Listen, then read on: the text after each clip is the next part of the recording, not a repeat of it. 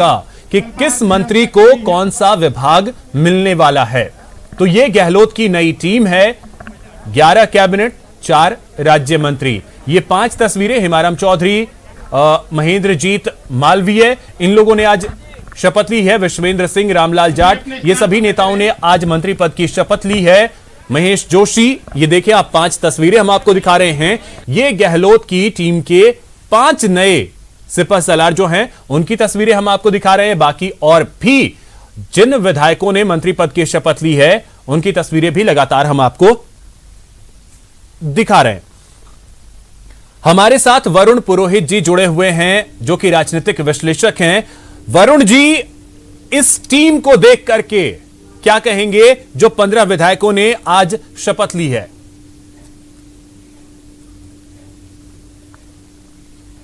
देखिए, टीम तो बहुत ही विचार विमर्श करके मैं सोशल नहीं कह रहा हूं, पॉलिटिकल इंजीनियरिंग करके बनाई गई है। बड़ा संतुलित और बड़ा व्यवस्थित मंत्रिमंडल अब दिखने लगा है। जहां जहां तक जिन आप प्रमोशन की बात कर रहे थे, ममता भूपेश को, इनको जो प्रमोशन दिया गया इनकी परफॉर्मेंस के आधार पर दिया गया है। एक बात नोट करने वाली है कि इसमें जितने मंत्री हैं उसमें ज्यादातर जो विधायिका का भी अनुभव है और संगठन का भी अनुभव है। इसलिए मुझे लगता है कि ये मंत्रिमंडल अच्छी गति से काम करेगा, क्योंकि कोरोना काल में और बीच में पायलट साहब वाला था, ये सब देखने के उपरांत 1.5 साल थोड़ा सा अच्छा नहीं रहा। लेकिन ये मंत्रिमंडल इतना मुझे लगता है बहुत अच्छा और संतुलित है।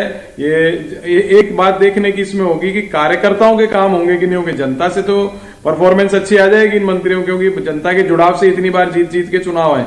लेकिन जो सेतु होता है जनता के और सरकार के बीच में, वो होता है कार्यकर्ता। अब ग्रास रूट लेवल पर कार्यकर्ता की पहचान करना, कितने पुराना कितना कांग्रेस का कार्यकर्ता है नहीं है, उसके माध्यम से काम होता है। जब तो आपको आगामी चुनाव जो भी होते हैं उसमें फायदा मिलता है। चुनाव नहीं होता तो जो सेतु आपका अगर टूट जाता है तो आपकी सीटें कम हो जाती है, जैसा कि पिछले कार्यकालों में कांग्रेस के में देखा गया। जब भी तो ये मिथक बना भाई, एक बार बीजेपी एक बार कांग्रेस, पहले मिथक नहीं था। जो पुरानी परंपरा के नेता थे वो संगठन के कार्यकर्ताओं को महत्व देते थे। ये चीज देखने वाली बात है। जिस हिसाब से मंत्रिमंडल का पुनर्गठन किया गया है, मुझे ऐसा लगता है आला कमान की नजरें अब संगठन पे होंगी कि संगठन को कैसे जिला ब्लॉक लेवल तक चुरुस्त दुरुस्त करा जाए। अब ये चीज जो है, अब आगामी 15-20 दिन में मुझे लगता है अजय माकन साहब भी संगठन से आए हुए हैं, यूथ कांग्रेस के भी रहे हुए, तो वो हो सकता है उन्होंने इसका भी वर्कआउट किया हुआ हो।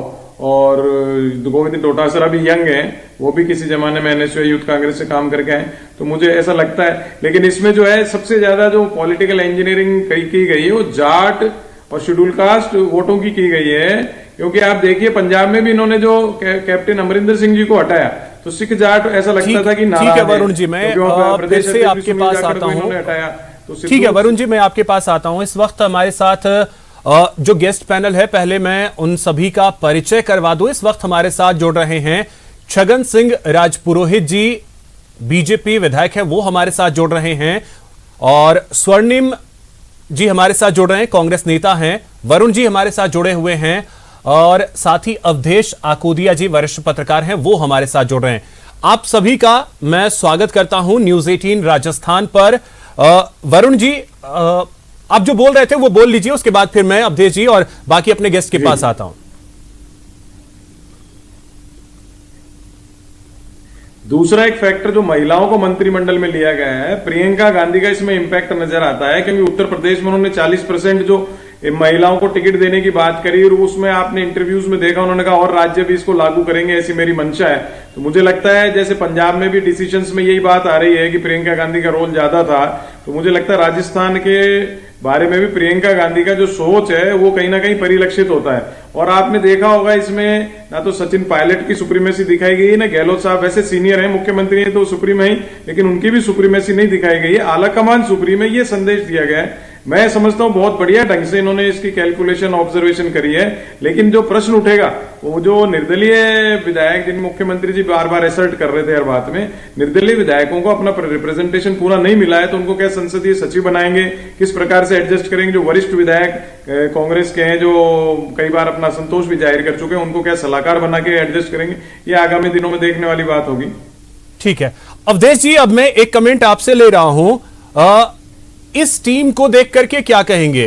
देर आए लेकिन दुरुस्त आए।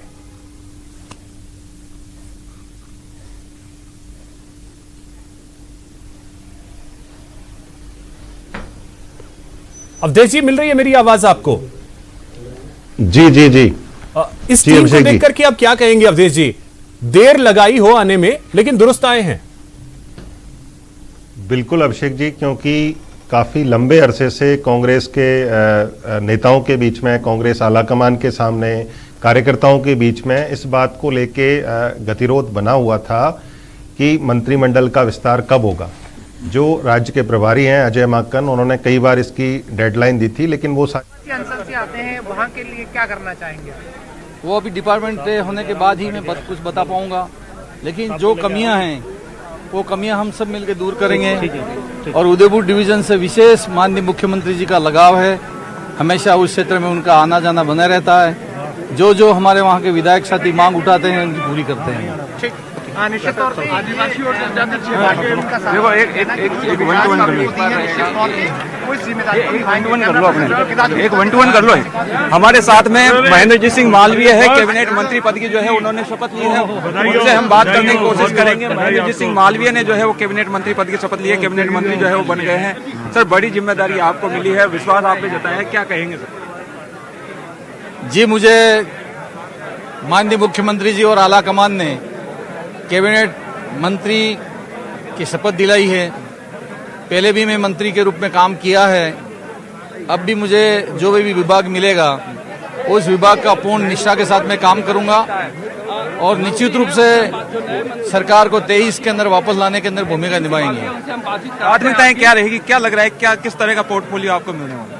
और जो भी सरकार तय करेगी, माननीय मुख्यमंत्री जी तय करेंगे, हमारा काम है काम करना। ग्रामीण विकास पंचायती राज पहले आपके पास था, अगर वो मिलता है तो किस तरीके से काम को आगे? हाँ, अगर वो मिलता है तो पंचायती राज में मेरा पूरा जीवन निकल गया। सरपंच के रूप में, प्रधान के रूप में, प्रमुख के रूप में, 5 बार से जिला प्रमुख मेरे घर में है और पंचायती राज का मुझे अच्छा अनुभव है।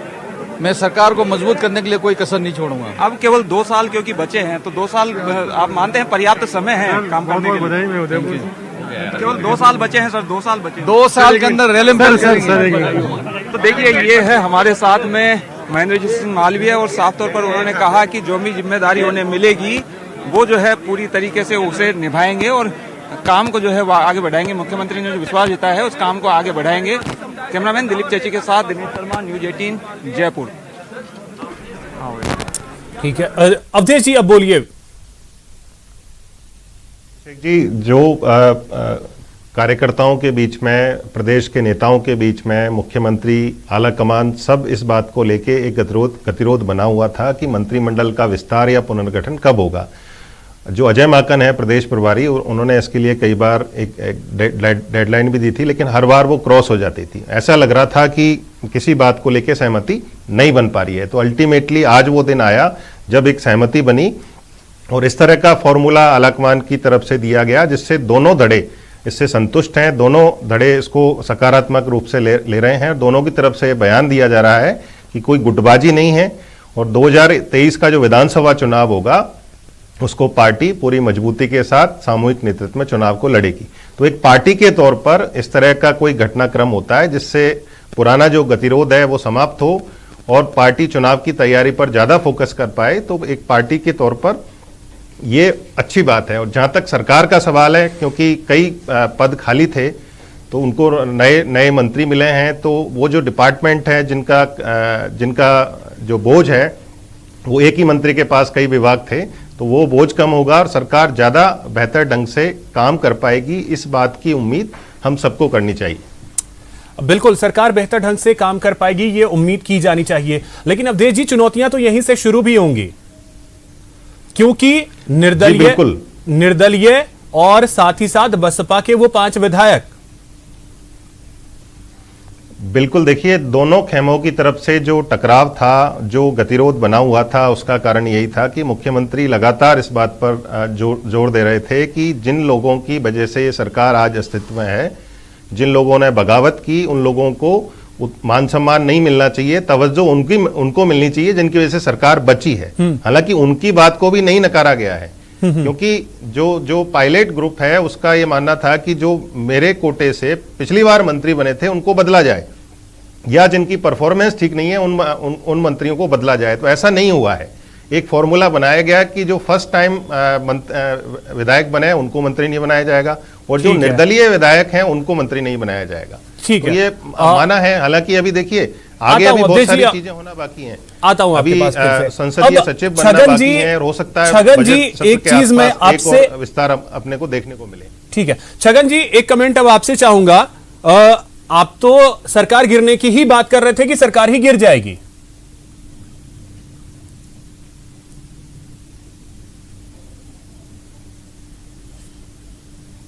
आवाज नहीं आ रही है। छगन जी, आवाज मिल रही है आपको मेरी? हेलो, चलिए, लगता है छगन जी आवाज मिल रही है आपको मेरी? हाँ छगन जी, आप तो सरकार ही गिरा रहे थे कि सरकार ही गिर जाएगी अगर मंत्रिमंडल का विस्तार होता है या मंत्रिमंडल में फेरबदल होता है तो।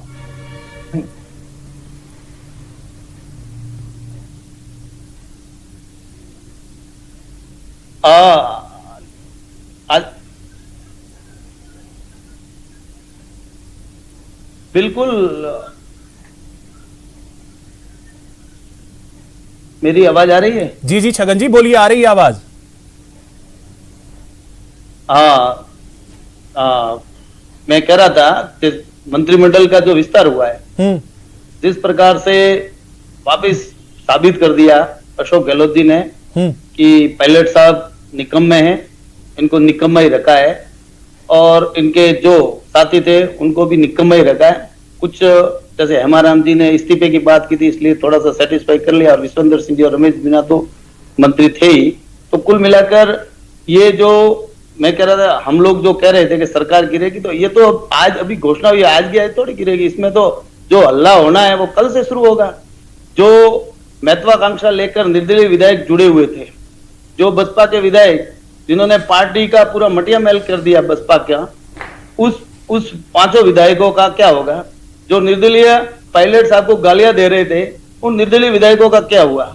ये सब बातें आज की आज बाहर नहीं आएगी, ये बातें सब 2 दिन बाद में आएगी। जो पायलट साहब चुप बैठे हैं, क्या ये कोई बड़ा एक आंदोलन होगा या नहीं होगा, ये बाद में पता चलेगा।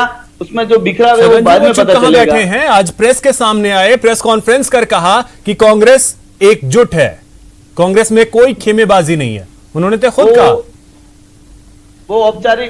वो औपचारिकता करनी पड़ती है। सबको पता है कि हुआ है, और जो ठीक है छगन जी, जो हो रहा है। ठीक है छगन जी, मैं आपके पास फिर आऊंगा। राजेंद्र जी, मैं आपके पास भी आऊंगा और इसका जवाब भी आपसे लूंगा जो छगन जी कह रहे हैं। साथ ही अवधेश जी भी हमारे साथ बने हुए हैं, वरुण जी भी हमारे साथ बने हुए हैं। वक्त यहां पर है एक छोटे से ब्रेक का।